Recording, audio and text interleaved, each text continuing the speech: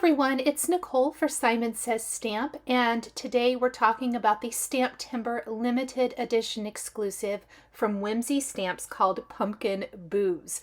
We're going to be creating these super cute ghosty snow globe tags today, and here is what the stamp set and the coordinating dies look like. And we are going to start by stamping our images and coloring them in. Then we will build the snow globe. One of my favorite things to do during STAMPtember is to bring together multiple products from my stash and try to find creative and fun ways to use some of these new sets. When I saw these ghosts and jack-o'-lanterns from the Pumpkin Booze set, I knew that I wanted to create these mini snow globe scenes. Snow globes are one of my favorite things, and they don't have to just be for Christmas and winter. So we are going to stamp up the images with a black ink perfect for alcohol ink coloring. I'm using Hero Arts Intensified Black. And I'm going to stamp them a couple of times. There are several places on these images that are solid black, and I want to make sure I get a really good impression. I also want to go in and stamp the RIP on the gravestones. You'll notice that I have 3 of the tombstones, 3 of the moons, and 6 of the bats. That's because each tag is going to have a moon, a tombstone, and 2 bats on it. I have really been loving coloring with alcohol ink markers on Hammermill 100-pound cardstock lately. I feel like the markers just glide across the cardstock. I'm using Olo marker today for my alcohol ink coloring. You can use any kind of marker or coloring medium you like. I will be listing all of these marker colors down in the description below the video here on the Simon Says Stamp YouTube channel for easy reference. I like to go in for my jack-o'-lanterns and add a base color. This is a little bit opposite of how I normally color in my pumpkins, or not pumpkins, my other images, as I generally like to go in with my dark outline, then the mid-tone, and finally the light. However, for this, I don't want to do too much blending, so I want to start with a nice base color. Then I'm going to go in and do a feathering motion with my dark color to add in that detail that I love for pumpkins. Once we have the dark color, excuse me, in, we are going to go in with our mid-tone color and just pull out a little bit more. Much of the base color does get covered up with this, but little bits of it, little highlights, if you will, are going to show through. And that is what we're looking for. Now, these would be cute all together on a card as well if you wanted to build a fun scene card. I'm just building mini scenes in these snow globes. Now that the dark color is all in and feathered, I'm going to take the mid-tone color and start pulling down from the top and the bottom. This is especially, you can see it a lot better on the 2 jack-o'-lanterns. The candy pumpkin, maybe not quite as much, even though there's still some nice light areas. We're going to do this for all 3 images, as you can see here, and just little bits of that light color show through. Then we're going to take some yellows and we're going to color in the eyes, nose, and mouths on the jack-o'-lanterns so that it looks like they're glowing. I'm going around the edges with my dark yellow color, and then I'm going over the entire thing with a lighter tone. I'm using yellow oranges here, and I felt like it almost blended out a little too much, so I'm going to go back with my dark color and add a little shading that I won't blend out. This provides a nice little shadow, I think, for the inside glowing part of the pumpkin. We're going to use these same 2 colors to color in all 3 of the moons as well, laying down the darker yellow orange color first and blending out with the light color. We'll do this for all 3 of the moon. Next, we're going to color in the ghosts. I don't want them to be stark white. In fact, I want them to have a little shading to them. So we're going to go around with some blue greens.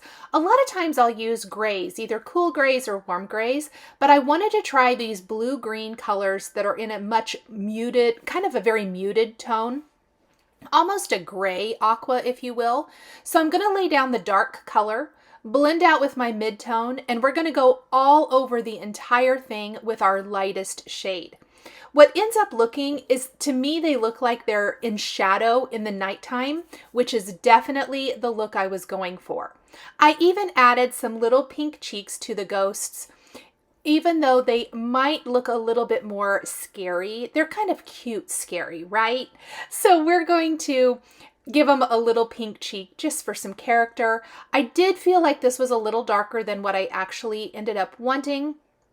So I'll go over those cheeks with my blue-green color in the lightest shade, which has a lot of the zero, non-colored, it's not really a blender per se in it, but it has a lot more of that in there. And so it will kind of mute or push the pink out just a little bit and soften the effect, which is what I'm going for. You can see that right here. So I'm going to color the last ghost exactly the same as these two. Next, we're going to color in the stems of the pumpkins with some browns. These are a great little neutral, so we're just going to do that here. And then I noticed I missed a couple of spots on my jack-o'-lantern that I used my dark orange to color in. Just like my ghosts, I decided to go for a non-traditional color combo for my tombstones. Again, I want them to look like they are in this, Halloween scene at nighttime. And I think this would actually work for any time. I decided instead of grays, whether warm grays, cool grays, red grays, whatever it is, I'm going to use blue violets. And these are the muted tone blue violets that I'm using here. Going around with my darkest shade, then my mid-tone, and finally the lightest shade. It still definitely gives you kind of that gray tombstone type of color, but I like the little bit of purple tint to it, which is especially going to come in great when we color in the background for our nighttime scene cards with a Distress Oxide ink. We're going to use a little Villainous potion, which is purple, of course, and I think it really picks up and plays with that beautifully. And again, I think it works with the muted tones of our ghosts and the moon. So all of it is really working together nicely. Okay, couple more things we have to color in the candy basket. That is really the only thing left in this. The images in the candy bucket are so small that I did not blend those. I simply took an individual color and just laid it right on to those, and all of those will be listed down below.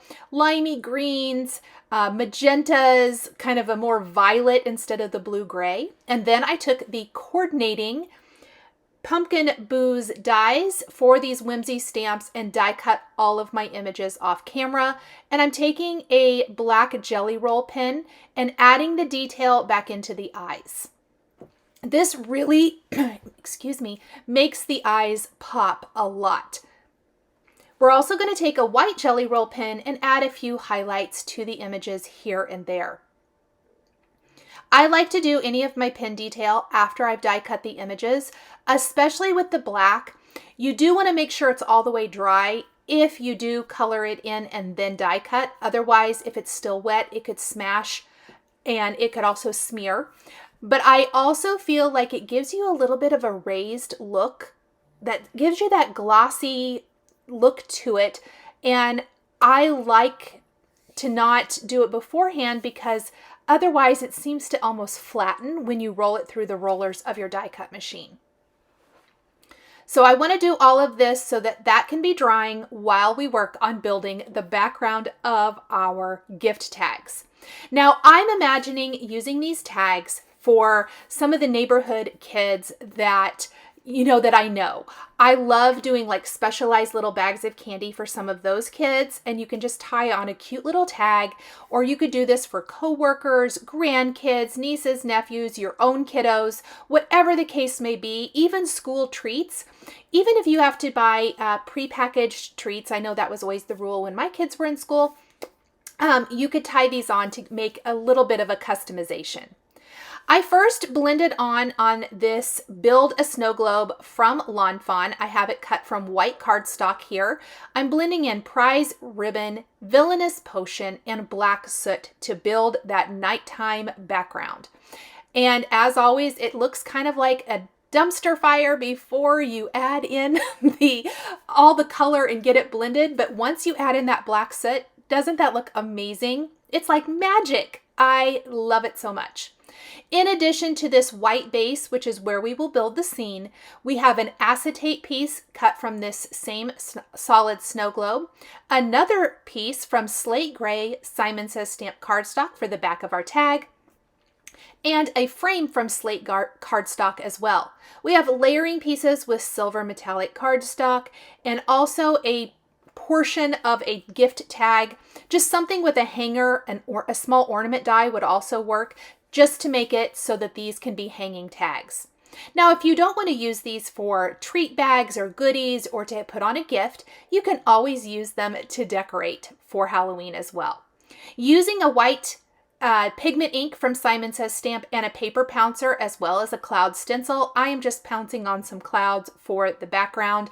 Really quick and easy. I love working on the Simon Says Stamp glass mat for easy cleanup. Now we're going to take our background and the solid acetate piece as well as the frame, and I am going to stamp a sentiment or a phrase on the acetate layering piece. If you wanted to, you could turn these into shaker snow globes.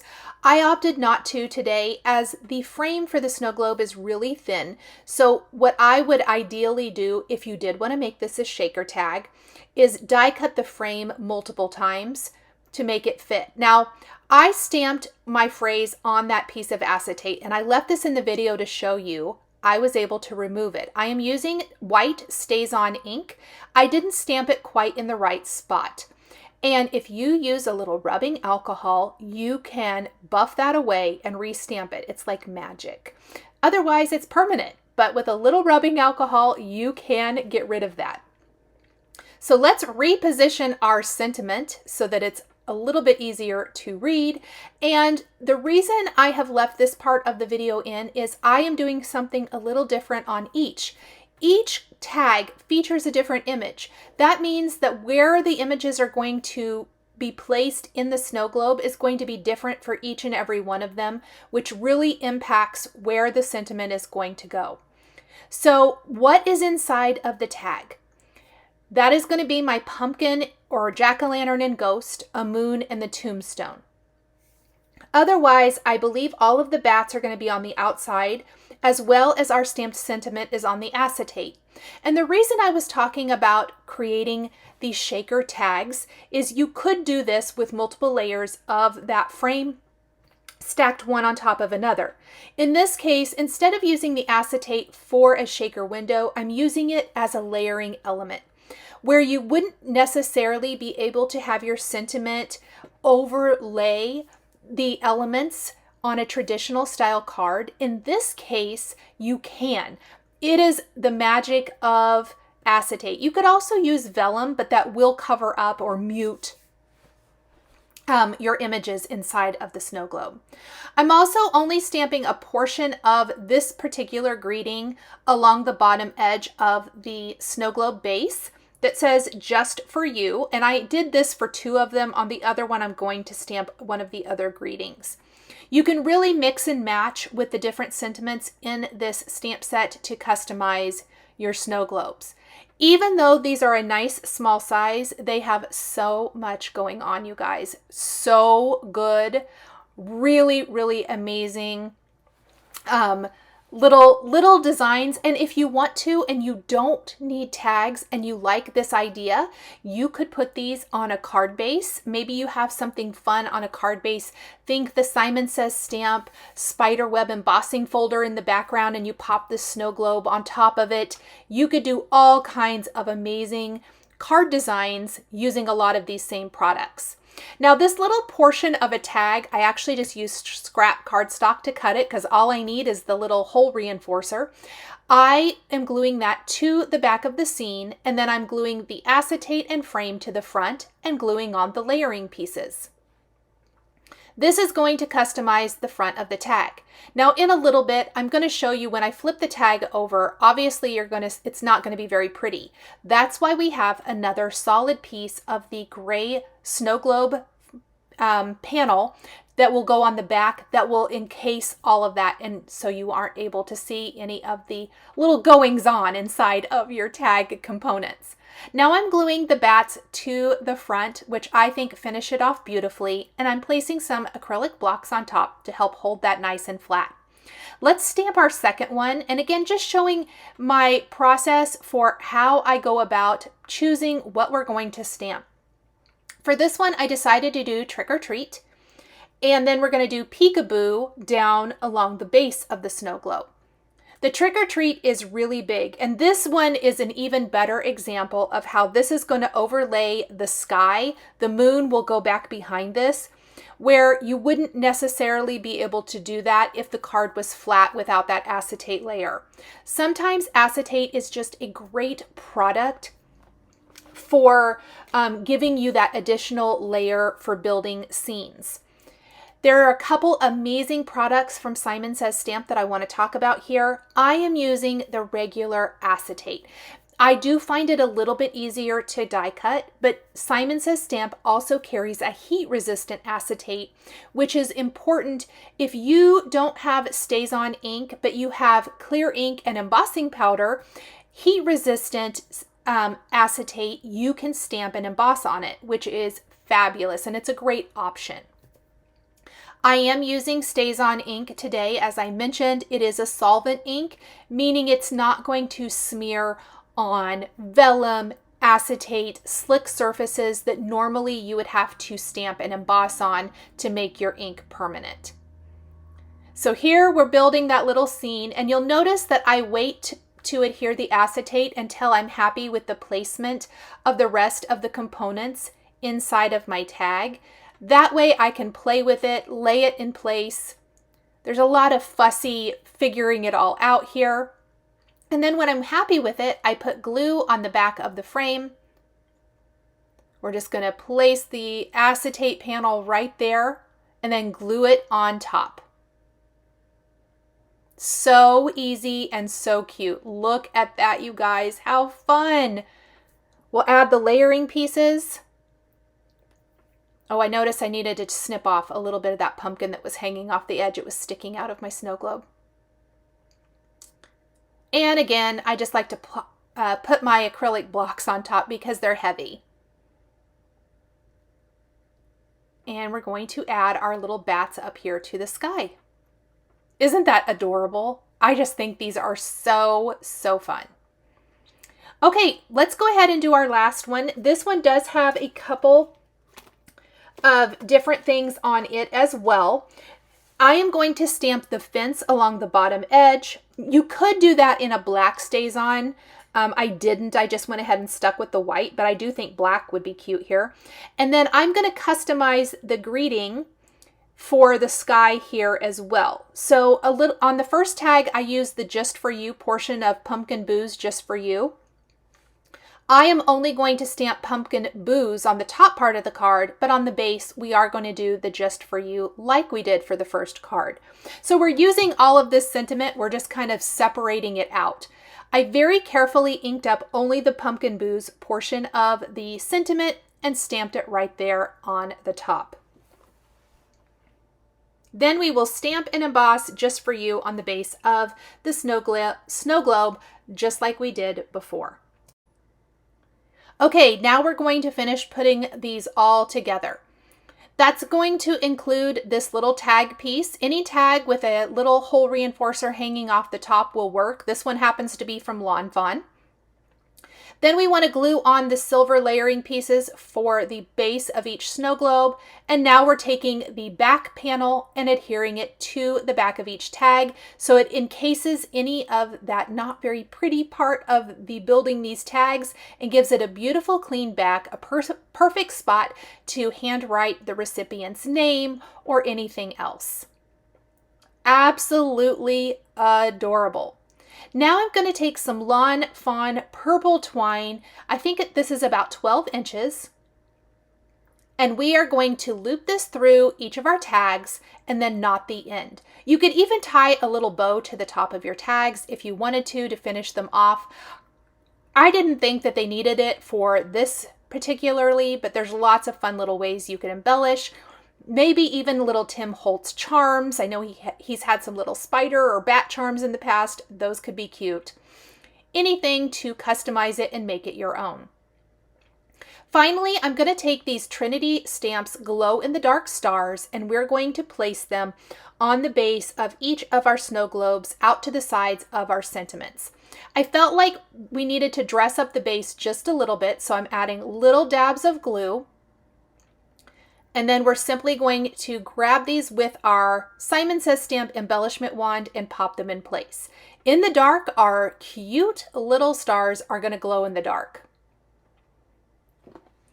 That is it, everyone. Thank you so much for joining me today for the STAMPtember limited edition exclusive from Whimsy Stamps 2024 called Pumpkin Booze. The supplies I used to create these tags are listed and linked below the video here on YouTube for your convenience. Thanks for watching.